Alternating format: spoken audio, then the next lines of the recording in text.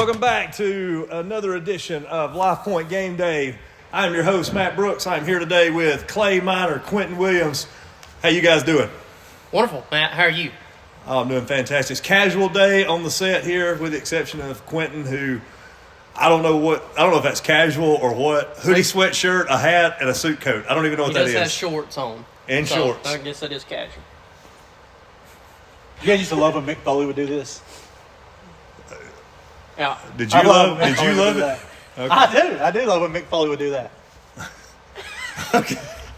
Well, speaking of professional wrestling, or not, a lot going on at Lifepoint this week, right? Clay, you got a pretty big week. This past week, you had the Thanksgiving meal on Wednesday night. Yep. Amazing. It's always an incredible. It's an event for the sole purpose of unity and just being a family where we have a meal together. Yeah, we always achieve that goal. It's always awesome. Yeah. Pretty cool. But no LPY this week. Just correct. Parents, if you're watching this, realize Thanksgiving no week. LPY this week coming up. Which I'm sure some of you are disappointed in, because you were thinking I was going to get my teenager out of the house so that I could get ready for Thanksgiving, and Clay has let me down. It's good to know that you're letting people down, Clay. Systematically. No, we give a great opportunity for them to be at home over the holiday weekend. To help their parents with Thanksgiving. Help their parents with Thanksgiving meals. And we are super excited about Thanksgiving being here. I mean, it's always loved Thanksgiving. It's a fun time to hang out with your family, your friends. I know our life group tomorrow night's getting together for a little Friendsgiving type thing. And so hopefully you've got folks here getting together and enjoying. If you don't, let somebody here at the church know. We've had find people to connect with. That's why life groups have been so important in a lot of ways. Is sometimes you might move here or find yourself here and not have a group that you can spend time with and grow with. Man, life groups creates that for you. And so if you haven't found yourself involved in a life group, it's a great way to get some connection and relationship in your life. And we will hope to have an edition. We can't promise. It'd be great if we have an edition of Lifepoint Game Day next week. Probably really hard to film. We normally do these every 2 weeks, but we may try to do one because next week is rivalry week as well. Along with Thanksgiving comes rivalry week. Got Egg Bowl, Iron Bowl, lots of bowls. Yeah, and we have a lot of cereal bowl, a lot of Christmas news coming out that we'll save for the next game day. Very good. Picking up this week with a message, and I'll be looking at Helmet of Salvation, and so I'll be teaching here in the auditorium, and then we have Chase teaching in the coffee house, correct? That's right. Chase Walker will be in the coffee house. Which means there will be standing room only in the coffee house. That was the last time. Yeah. And so all of you who are friends of Chase, 9 o'clock in the coffee house, we'll see you over there. And I think it's going to be a great Sunday. All of you who are friends of Matt, 9 and 11, in the main auditorium. Is everybody that's here a friend of mine? If anybody I don't know if everybody everybody is. Well, we can pretend. Mm-hmm. Speaking of pretending, let's bring up our guest for the day. Bring up to the stage, Mr. Jason Simpson. Hey, how you What's doing? up? How's it going, Jason, Coach? how are you today? Good. How are y'all? I know you have a busy world that you live in, and being the insurance mogul that you are in Marshall County. Mm-hmm. Keeping everybody safe and secure in the event of a loss. That's right. All right. That's right. With crazy times. 6 kids. We're everywhere. 6 kids in the Simpson household. Yeah. Throw the kids in there. Man, a lot of kids. You're part of you're almost to a football team yourself over there. Yeah, I am. Actually. We have a few for sure. So tell us a little bit. You're actually coaching at Albertville this year. You're involved in our basketball program. What age? What grade is it? So that you're seventh coaching? grade girls, middle school. Wow. So middle school girls. No drama. No drama at all. No emotion. No emotions. You deal with a little bit of that. Straight to the business. That's right, straight to business. It's been with as busy as I am, this has probably been, it's been one of the most self-gratifying things that I could be doing. That's very cool. You're coaching your daughter, right? Yes. Which is kind of a cool thing to get to do, getting to coach That's Addie. Right. I had a chance to spend some time with Addie at beach camp this past year. She and I had a couple of conversations on the balcony.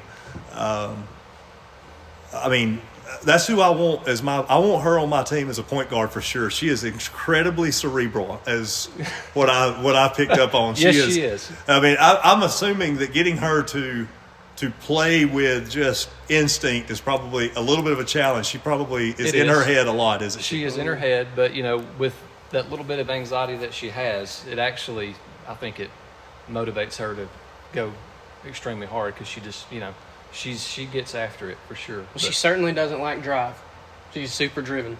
Oh yeah, she's very driven. I think that anxiety kind of motivates her a little bit, on the court for sure. So tell us about your team, how this team's kind of developed, and what your expectations are. This team is awesome.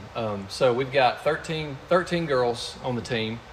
7 of those girls have played with me the past couple of years in like travel ball, so they've been playing several years. But we have the ones that hadn't played with me.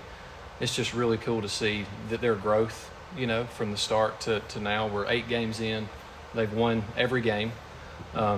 And it's just amazing to see how much they've developed, fundamentally with basketball. So very good. Yeah, and you guys have been struggling a little bit from what I've heard, having a hard time winning ball games. Yes. I think average margin of victory is like 911 points or something like that. Is that where we're at? Like, has anybody even gotten close to beating y'all this year? 17 points. The closest margin is Fort Payne 17 and Arab 17. Yeah, but let's make sure we understand this. They were 17 points away, but that was half of the point. They were halfway to y'all, right? Wasn't it 34-17? Yes. So they still only scored once every 2 times y'all scored. Yeah, but the problem is, the expectation is for the other team not to score over 10 points. So, we got to grow somewhere, right? So yeah. Are we still talking about basketball or hockey? Can I tell you what's going on? Who has the expectation to not score over 10 points in basketball? Jason Simpson. Let me tell you what's one of the great things about the Simpson family. We talk about all the time how people are super busy in our culture, and on Sundays the average family makes it here every other at best. They're always, like every Sunday you see the Simpson family here with 6 kids playing travel ball. It's just pretty impressive what they pull off every Sunday. I didn't realize that was only 6 kids. They take up a third of that section. There's usually extras like hanging on to them. Yeah, there's a few extras, but that's my wife for sure. She gets everybody up, rolling in the morning, gets me out of bed, everybody out of bed, and we're going to church. So she gets a lot of the credit for that, which obviously I need to be the guy doing more, pushing them more. But Natalie, without her, we wouldn't be making it every Sunday. So. And Natalie's part of our staff as well. She works as our director of finance and also cerebral and driven. And so we know where Addie gets it. Addie. And but very thankful for your family and for being involved. Thank you for the impact you're making on 7th grade girls as well. Absolutely. I'll say this about you guys and Lifepoint. We've been here since 2009. When we moved here, we visited some other churches. But, we visited Lifepoint, saw the Celebrate Recovery thing, everything y'all had going on there, and we've been here ever since. Amber Patterson invited us to Life Group like the first Sunday we were ever here. We didn't even know who she was. We didn't know anybody. Got us plugged in, and that's why we're still here. So that's awesome. Funny story for those of you who are watching. One Sunday, when they had young children, they were sitting toward the back, and for whatever reason, I prayed and asked God to quiet the distractions in the room right as Addie was loud. So for about a year, every time I would see Natalie, I would get a glare. I didn't really know why, but apparently I did not hear Addie make the noise, but it came across as though I nicknamed your daughter Distraction. That is exactly right. That is exactly right. Funny story that I found out about like a year later, but she only hated you for a year. Well, there you go. That's a lot less than most people. That's true. Well, That is true. Be careful I resemble that remark. So, Jason, we do every week we do a little guest picking of the of Saturday of today's college football games. Cool. I'm way ahead at this point. Yeah, actually, what I'm asking for as we do this is every week Quentin says that he is way ahead. I think he may have the worst record on the board. So, right about now, Clay is now putting. He's going back and he has reviewed and he is putting the score on there to see what it is. The problem with that is Clay ain't had time for lunch today, so I'm hedging my bets. That's not happening on this video. Oh yeah, because when he watches it to edit, he'll know he's got to do something right there. Or it's just Just cut it out. Yeah, all so- this will be gone. yeah, that's right. And you know what? I mean, you'll never know. Because Oh no, I'm going to watch it. You ain't watched a full one of these yet. No, but I'm going to watch this one to see if I'm beating you. What the video might look like then is Q going, and I've had the best record here, and it just keeps going because I cut this whole section. It could be that. Although I did have the call of the entire season the other day when I picked Clemson to win. You did. Against everybody else. Picked Clemson, but That picked was a good call. Dabo. That was a good Dabo pick. from way behind. That was a I good mean, that pick. was the pick of the year right there. So Yep, I give it I to mean, you. now if your Kentucky had beaten Georgia like you picked, that would have been bigger. But you know, It they didn't did happen. not. No. No. All right, so here we go. Starting up at the with the number 2 team in the country, Michigan takes on Maryland this week. Maryland, beware of your signs. And Michigan, who knows? Is anybody heard yet? Is Harbaugh going to be back on the field? I don't know. I don't know Hadn't yet heard. either. Hadn't So heard. Yeah. you would think that we'd know by today on Saturday, since we are filming this right now. You would think we would know that, but we do not. We have not heard yet. We have been consumed with college football, but we don't know And if the it did- most relevant If it has, question in college football. if it has come out, we're just oblivious. Yeah. So Michigan playing Maryland. Jason, what you got down there? Who's going to win that one? Man, I'm going with Michigan. Going with Michigan. Yep, I'm going with Michigan by 14. Oh wow. Yeah, I think Michigan. I watched that other coach cry vehemently after the game. I don't even know what he was crying mercy. about. Oh, I didn't even see that. Oh yeah, the assistant coach who took over, whatever, got so emotional, was like blubber crying as he was speaking. Michigan? Yeah, I'm like, y'all are winning the rest of Oh, the yeah. games. That- If you're there, like getting that emotional, like you're almost probably preaching a sermon at halftime, and so you're winning. You're winning. I'm going with Okay. Michigan. Yeah.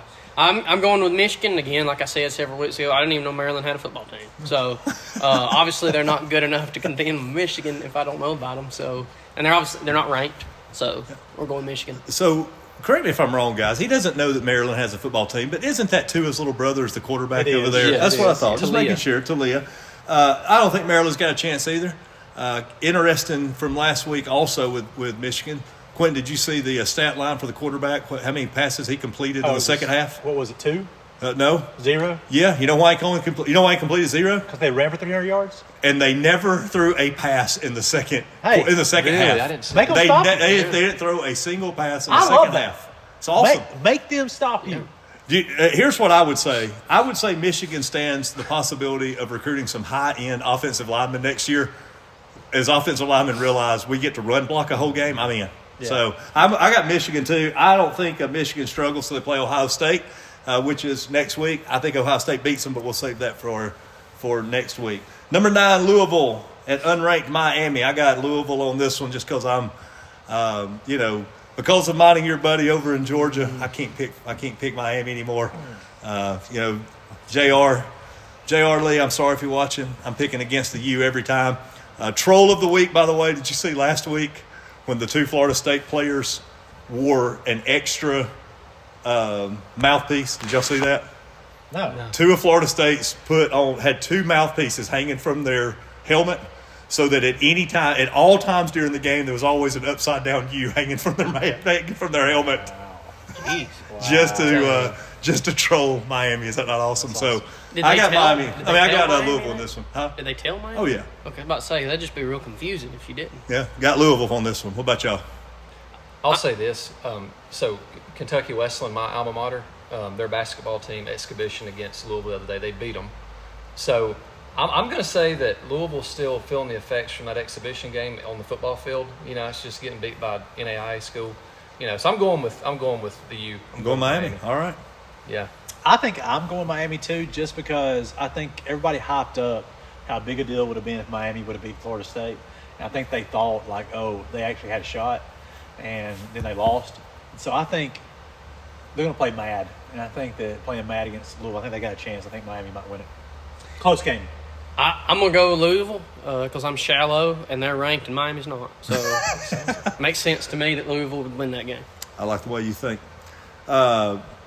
Appalachian State versus James Madison this week. James Madison, first year in the Big Boy League, and they are undefeated, made their way up to number 18. They don't qualify to play in the college football playoff this year, but they got the giant killers, App State, who have been known to beat some serious teams. Who y'all got?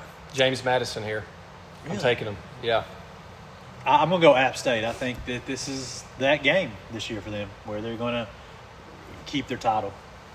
I'm struggling with this one for all kinds of non-football reasons. I enjoy the Appalachian Mountains, so I would like to say Appalachian State. But James Madison is also one of my favorite presidents. So I'm going James Madison. Okay. You know what's going to happen, Quentin? He's going to have the best record. That's what it's going to be. I have like one of the best scores in my fantasy league, and I hadn't touched it at all. Like, I don't even know what players I have, so perhaps. There you go. All right, I'm gonna pick James Madison just kind of see the storyline keep going. I think it'd be cool if they manage to stay undefeated throughout the season and don't get considered for the college football playoff because of a really odd, almost foolish rule. And I think that'd be cool to see that. So, what is the odd and foolish rule? You don't qualify to be in the playoffs in your first year in the league. You have to sit out a year. I assume it's to keep a team from waiting until they think they've got a team stacked and then go into it that year. But it's the big boy league. Like, if you can stack everybody's trying to stack a team. So why is that? Why would that be a problem? No idea. I think it makes sense if you're in lower divisions and maybe you were going down a division, or doing something like that. Maybe that makes sense first year in, but I don't understand it. So anyway, Utah, Arizona, number 16 Utah versus number 19 Arizona, big Pac-12 game. Everybody thought the Pac-12 was it this year, and then they started experiencing some of that SEC beat each other up stuff that's kind of going on. So the Utes and who are the Arizona? What are they?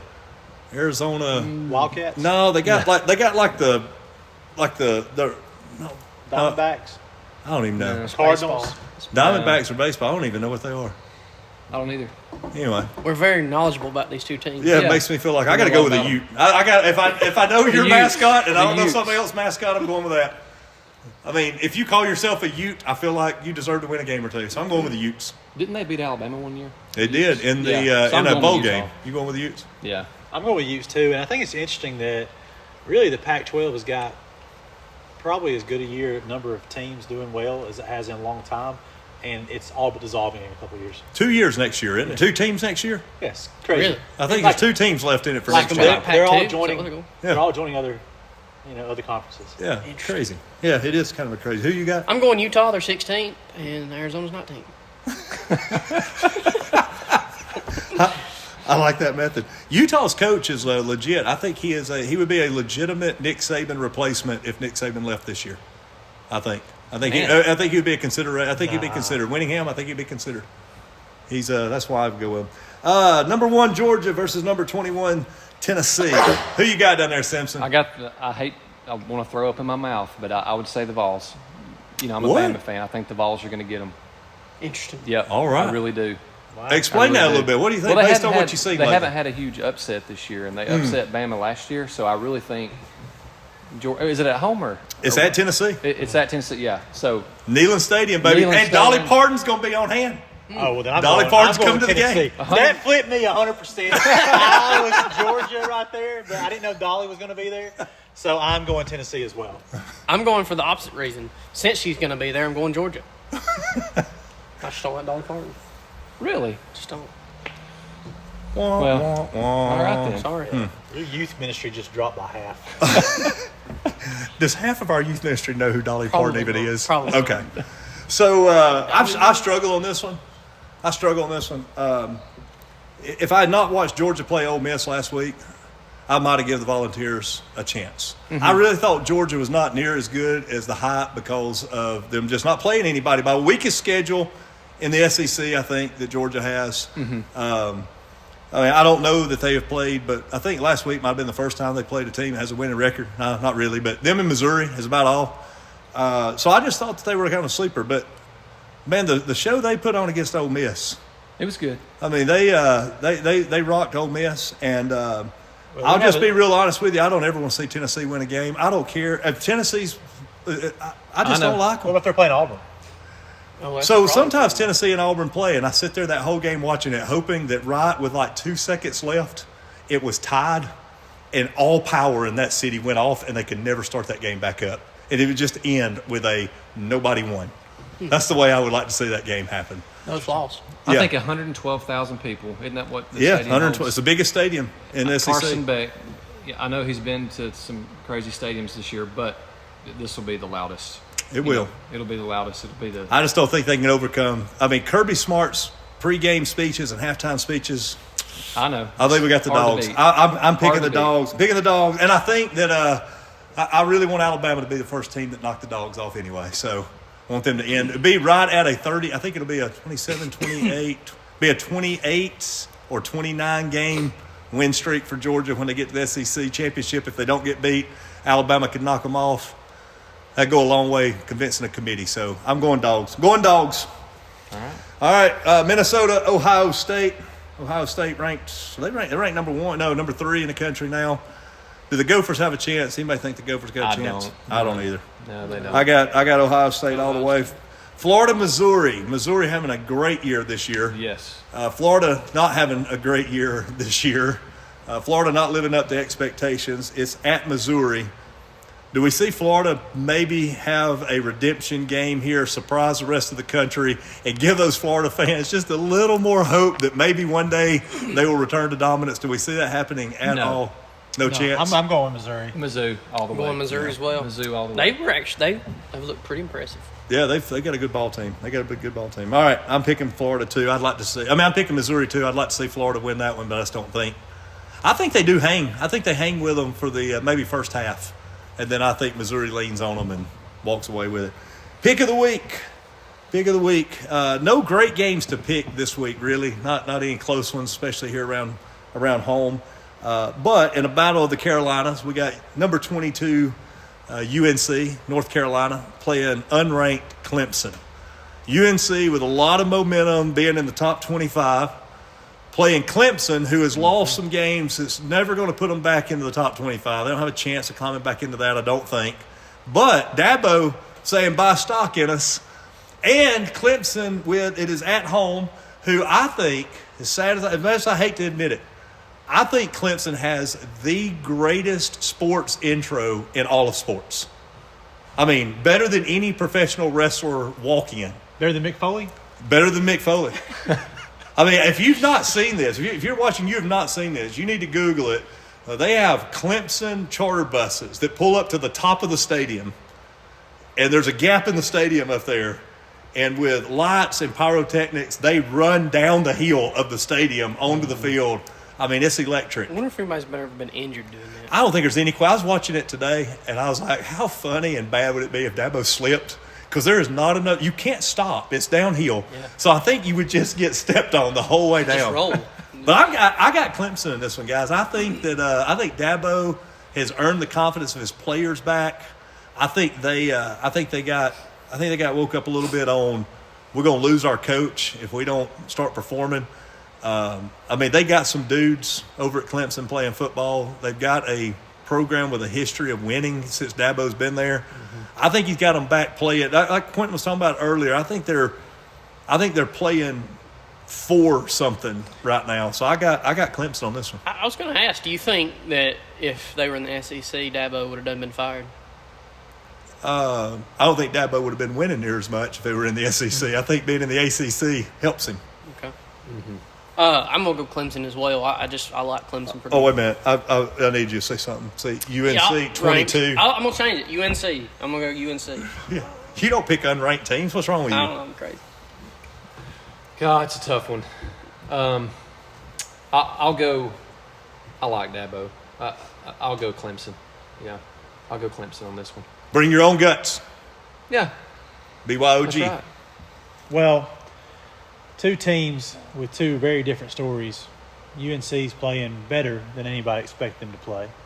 Clemson playing, for most of the season, worse than anybody expected them to play. So you got to figure out like those two mentalities hitting each other. I agree. Clemson's probably trying to play for Dabo. They believe in him. They want to see that same coach. They want to be leading again. UNC also playing on a high that we're doing something that UNC doesn't usually do, and especially being able to run the top of their conference there. So it's an interesting matchup that's going to be happening. This is my final pick. Is this my final pick? To make sure. Just want to. Because you had something else written down below it. I don't know what it was. No. So, so I thought it over, and I think what's happened is we've seen the last couple of years, Clemson has been like Apollo Creed. They got to the top and they started dancing.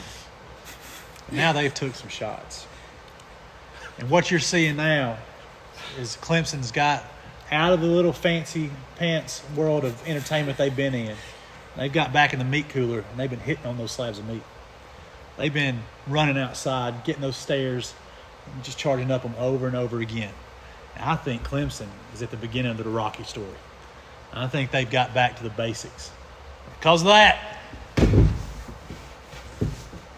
I'm going with Clemson. That's my team. That's my pick right there. Go Tigers. Go Tigers. That's right. All right. It's good to see y'all again. Thank you for joining in for Lifepoint Game Day. Hopefully, we'll see you next week. If not, have a happy Thanksgiving.